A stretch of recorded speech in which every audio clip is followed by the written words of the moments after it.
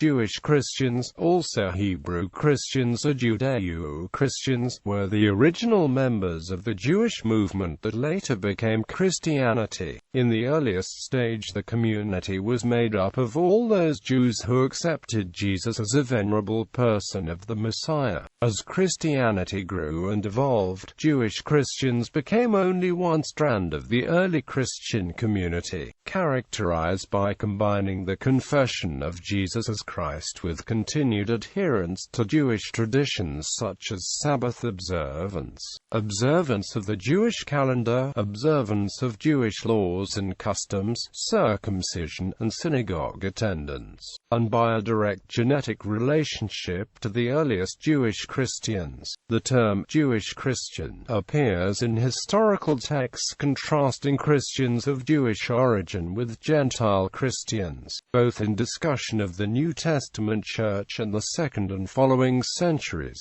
It is also a term used for Jews who converted to Christianity but kept the Jewish heritage and traditions. First-century Jewish Christians were totally faithful religious Jews. They differed from other contemporary Jews only in their acceptance of Jesus as the Messiah. Those that taught that Gentile converts to Christianity ought to adopt more Jewish practices than the Church had already included, however, were called Judaizers. Though the Apostle Peter was initially sympathetic, the Apostle Paul opposed the teaching at the incident at Antioch and at the Council of Jerusalem, where Paul's teaching was accepted by the whole Church. Nevertheless, Judaizing continued for several centuries, particularly among Jewish Christians. As Christianity grew throughout the Gentile world, Christians diverged from the Jewish and Jerusalem roots. Jewish Christianity, initially strengthened despite persecution by Jerusalem temple officials, fell into decline during the Jewish-Roman Wars and the growing anti-Judaism, perhaps best personified by Marcion, with persecution by the Orthodox Christians from the time of the Roman Emperor Constantine in the 4th century. Jewish Christians sought refuge outside the boundaries of the empire in Arabia and further afield. Within the empire and later elsewhere, it was dominated by the Gentile-based Christianity, which became the state church of the Roman Empire and which took control of sites in the Holy Land such as the Church of the Holy Sepulchre and the Cenacle, and appointed subsequent bishops of Jerusalem. Related terms: Hebrew Christians, a 19th-century movement of Jewish converts to Christianity acting semi-autonomously within the Anglican and other established churches, though it is also used in some texts concerning the early church, and Arnold Fruchtenbaum applied the term to Jewish Christians standing aside from the Messianic Judaism movement. Hebrew roots, a religious movement that embraces both Old and New Testaments but without the observance of the Jewish Talmud and many Jewish traditions not supported by Scripture. Christian Jews, a modern term which is frequently encountered in texts dealing with sociology and demographics.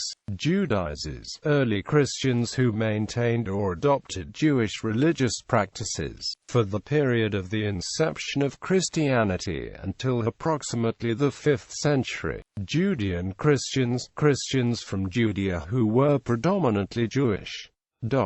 Jewish origin of Christianity. According to the Acts narrative, following the crucifixion, resurrection and ascension of Jesus, the disciples, together with the women and Mary the mother of Jesus, and his brothers, withdrew to the upper room in Jerusalem. Initial preaching was to Jews only. Jesus himself told his followers to observe the teachings of the scribes and Pharisees, and that he had come to fulfill the law and the prophets, not to abolish them. Nevertheless, St. Paul the Apostle was to later argue that the law did not apply to Christians of Gentile, as opposed to Jewish background, though the exact position of Paul of Tarsus and Judaism is still debated. St. Paul, according to Acts chapter 21 verses 17 to 29 and Acts chapter 24 verses 17 to 18, is said to have observed the Jewish laws of purification in the temple at Jerusalem. St. Paul shaved his head because of a vow he had taken at Centuria, and he is mentioned in passing to have observed the Jewish religious festivals.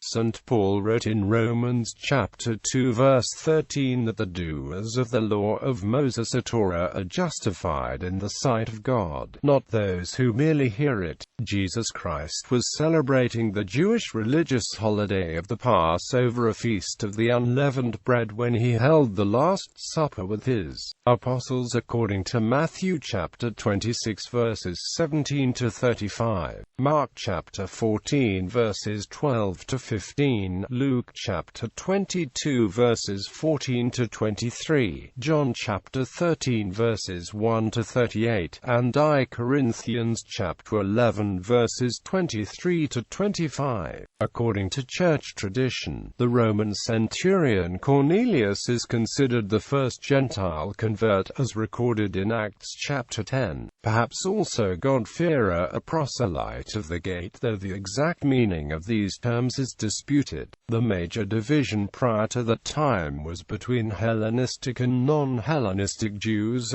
Greek and Aramaic speakers. The conversion and acceptance of the Gentile Cornelius can be described in terms of the Judaic teaching, which describes strangers becoming part of the community. Acts does not use the term Jewish Christians, rather those led by James, the brother of Jesus, Simon Peter, and John the Apostle. The pillars of the church were called followers of the way. Later groups, or perhaps the same group by different names, were the Ebionites and Elkosites. The terms circumcised and uncircumcised, which occur frequently in the New Testament, are generally interpreted to mean Jews and Greeks respectively, who were predominant in the region at the time. However, this is an oversimplification, as 1st century Judea province also had some Jews who no longer practiced circumcision, and some Greeks and others such as Egyptians, Ethiopians, and Arabs who did. See also Abrahamic religion and circumcision controversy in early Christianity.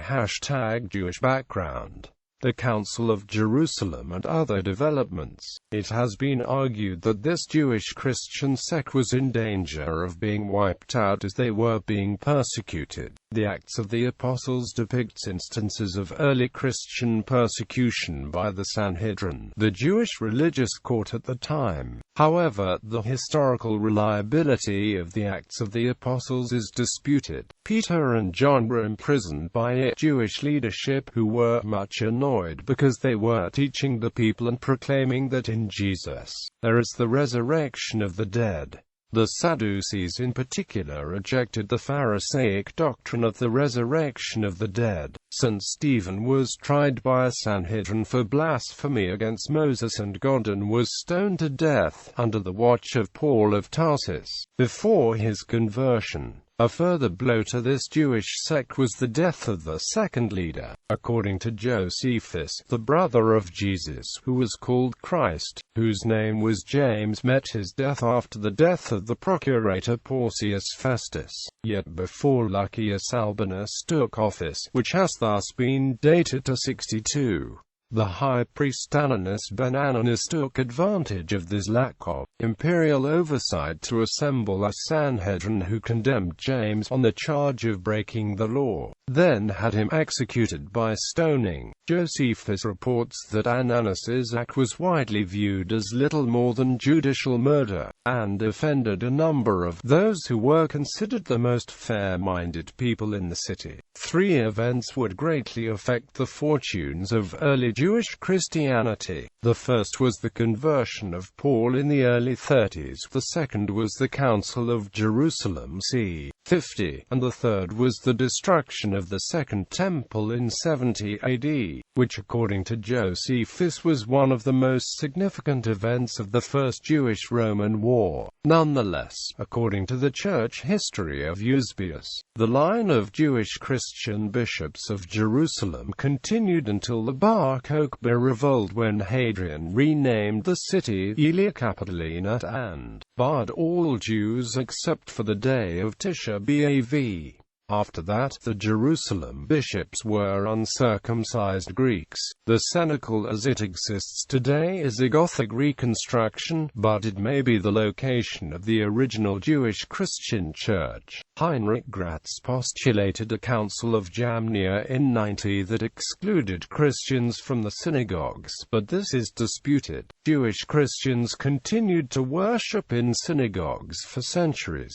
According to Acts chapter 15, the Council of Jerusalem c. 50, customary believed to have been led by James the brother of Jesus, determined that religious male circumcision should not be required of Gentile followers of Jesus, only basic abstentions, avoidance of pollution of idols, fornication, things strangled, and blood. 9:20, 9-5, 9-3-4. The basis for these prohibitions is not detailed in Acts chapter 15 verse 21, which states only, "For Moses of old time hath in every city them that preach him, being read in the synagogues every Sabbath day," stressing that they are Mosaic commandments which Gentiles must pay attention to. Many, beginning with Augustine of Hippo, consider the consensus emphasized the 4 stipulations based on the Noahide laws stated in Genesis,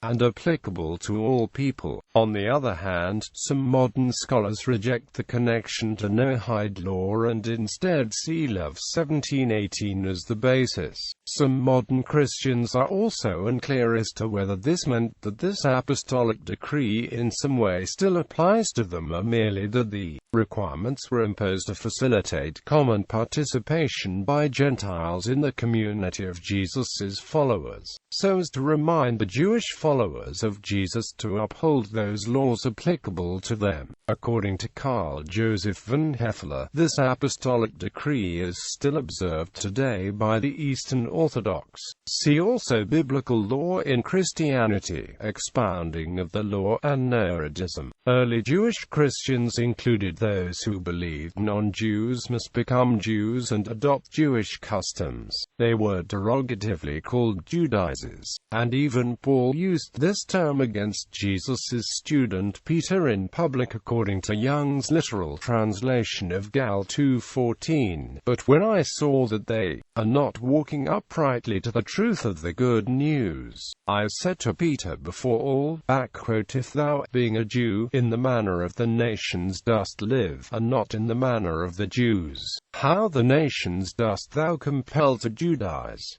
However, even Barnabas, Paul's partner up till then, sided with Peter. Catholic Encyclopedia Judaizes. The incident at Antioch claims. St. Paul's account of the incident leaves no doubt that St. Peter saw the justice of the rebuke. However, L. Michael White's From Jesus to Christianity claims, the blow-up with Peter was a total failure of political bravado, and Paul soon left Antioch as persona non grata, never again to return. See also Incident at Antioch and Pauline Christianity.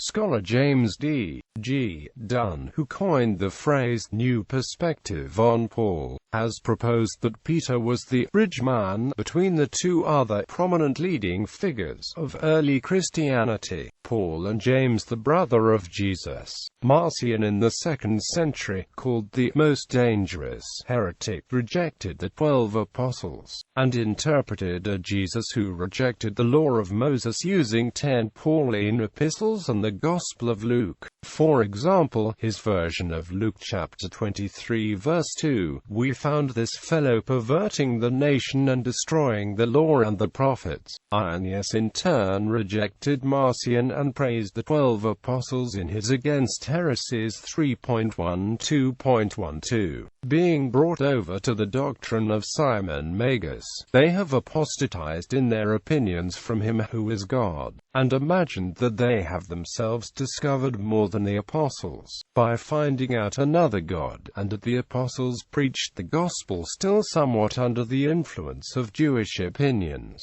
but that they themselves are purer and more intelligent than the apostles. Quote, According to Eusebius's History of the Church 4.5.3-4, the first 15 bishops of Jerusalem were of the circumcision. The Romans destroyed the Jewish leadership in Jerusalem in year 135 during the Bar Kokhba revolt. However, that does not necessarily mean an end to Jewish Christianity, any more than Valerian's massacre of 258 meant an end to Roman Christianity. Traditionally, it is believed the Jerusalem Christians waited out the Jewish-Roman wars in Pella in the Decapolis. After the Jewish-Roman wars, which Epiphanius believed the Cenacles survived, the significance of Jerusalem to Christians entered a period of decline, Jerusalem having been temporarily converted to the pagan Aelia Capitolina. But interest resumed again with the pilgrimage of Helena to the Holy Land c. 326-28. According to the church historian Socrates of Constantinople, Helena claimed to have found the cross of Christ, after removing a temple to Venus that had been built over the site.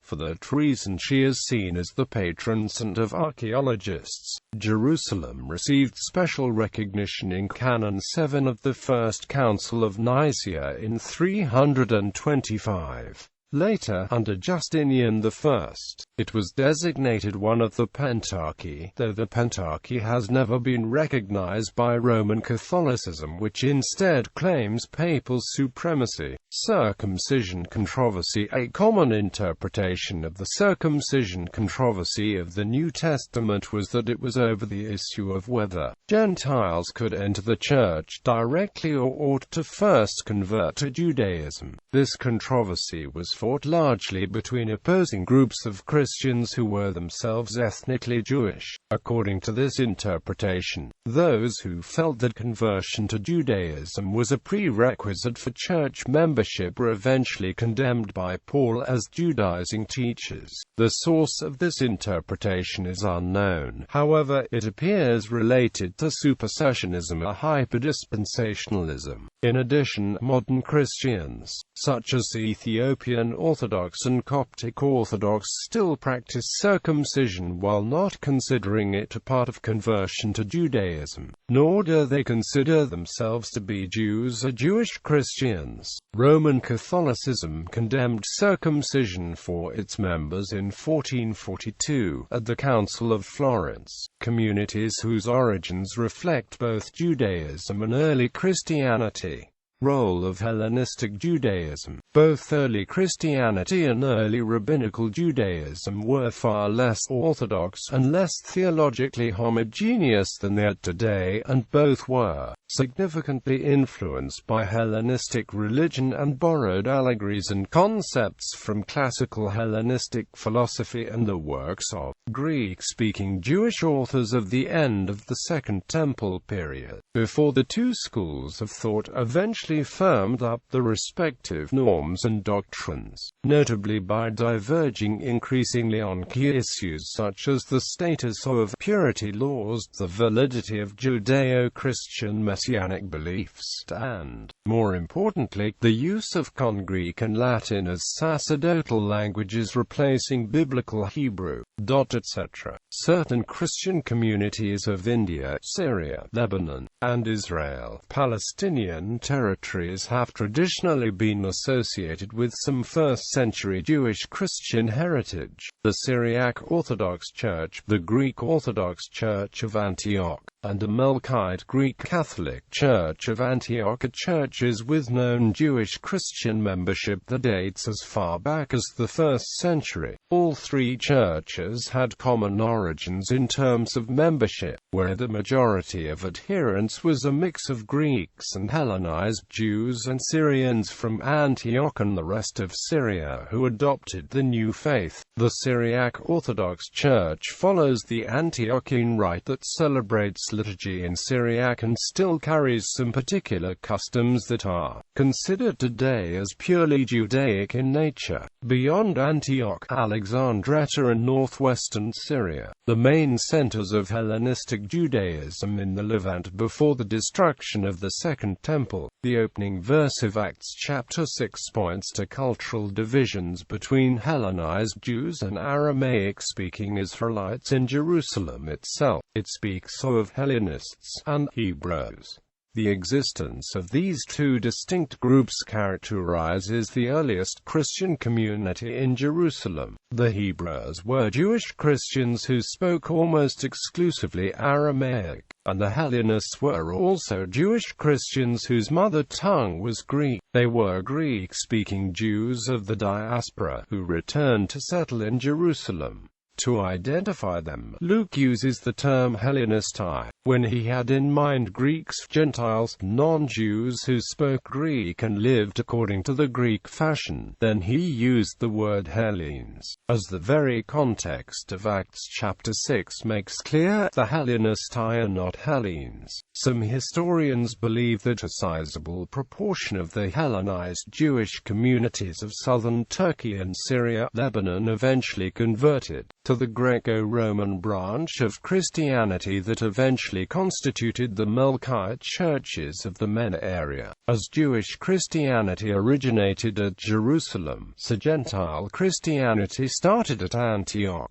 then the leading center of the Hellenistic East, with Peter and Paul as its apostles. From Antioch it spread to the various cities and provinces of Syria, among the Hellenistic Syrians as well as among the Hellenistic Jews who, as a result of the great rebellions against the Romans in AD 70 and 130, were driven out from Jerusalem and Palestine into Syria. Surviving Byzantine and Syriac communities in the Middle East, some typically Grecian ancient synagogal priestly rites have survived partially to the present, notably in the distinct church service of the Greek Orthodox Church of Antioch and the Melkite Greek Catholic communities of the Hatay province of southern Turkey, Syria and Lebanon. The unique combination of ethno-cultural traits inhered from the fusion of a Greek-Macedonian cultural base, Hellenistic Judaism and Roman civilization gave birth to the distinctly Antiochian Middle Eastern Roman Christian traditions of Cilicia and Syria, Lebanon. The mixture of Roman, Greek, and Jewish elements admirably adapted Antioch for the great part it played in the early history of Christianity. The city was the cradle of the church. Members of these communities still call themselves Rum, which literally means Eastern Roman, Byzantine, or Asian Greek in Turkish, Persian and Arabic. The term Rum is used in preference to Ionani or Javani, which means European Greek or Ionian in Classical Arabic and Ancient Hebrew. Most Mid-East Melkites or Rums can trace their ethno-cultural heritage to the Greek and Macedonian settlers in southern Anatolian Hellenized Jewish communities of the past. Founders of the original Antiochian Greek communities of Cilicia and northwestern Syria, counting members of the surviving minorities in the Hatay province of Turkey, in Syria, Lebanon, northern Israel and the relatives in the diaspora. There are more than 1.8 million Greco-Melkite Christians residing in the northern MENA, the US, Canada and Latin America today, i.e.